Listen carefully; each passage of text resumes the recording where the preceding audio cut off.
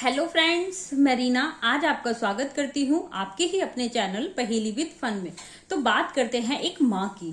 एक बार की बात है, एक औरत अपने पति को बड़ी ही कम उम्र में खो देती है।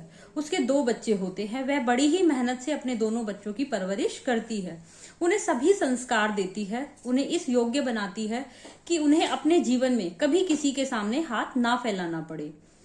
एक बेटा बरसात के मौसम के स्वरूप वह काम करता है, जैसे छाते बेचना, अम्ब्रेला, रेनकोट या बारिश से संबंधित चीजें।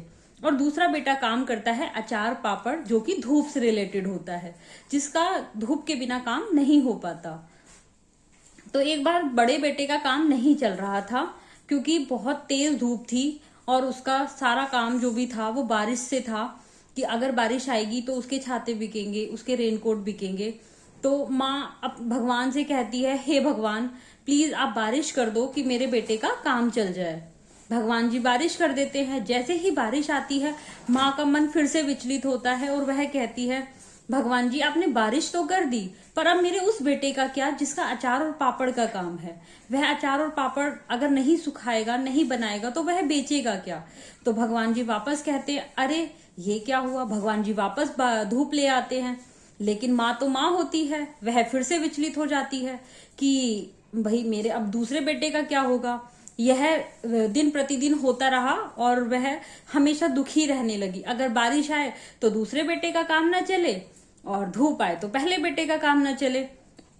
इस सब चीज को लेकर वह अपने एरिया में या अपने आसपास अपने फैमिली मेंबर्स के बीच में उसका एक रोल बन गया कि ये हमेशा दुखी ही रहती हैं।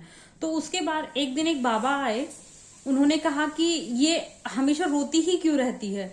कि सब कहने लगे, नहीं इन्हें ना ये संतुष्ट नहीं है, इसीलिए ये रोती ही रहती है, तो आप इनसे बात मत करो। लेकिन उन्हें यह संतुष्टि नहीं होती। वह उसके पास जाते हैं और उससे पूछते हैं कि आप इतना परेशान क्यों हो। तो उसने अपनी सारी व्यथा बताई।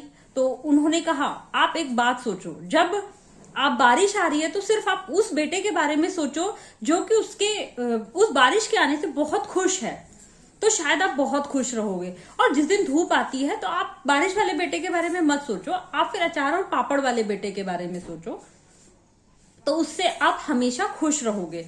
आप ऐसा कुछ दिन तक करके देखो, अगर आपको अच्छा लगे तो आप इसे कंटिन्यू करना। लेडी ने सोचा, ये तो बहुत अच्छी बात है, मैं ऐसा ही करके देखती हूँ। जब बारिश आई तो वह इसलिए खुश हुई कि मेरा वह बेटा जिसका बारिश से रिलेटेड काम है, छाता रेनकोट वगैरह का काम है, आज तो उसकी बहुत अच्छी बिक्री हो रही होगी। तो वो इस चीज के लिए बहुत हैप्पी होती है। अगले दिन धूप होती है, तो उसने बारिश वाले बेटे के बारे में ना सोचकर सिर्फ उसके बारे में सोचा जिसने अचार और पापड़ बनाए और करारी धूप में उसके बहुत अच्छे बन गए।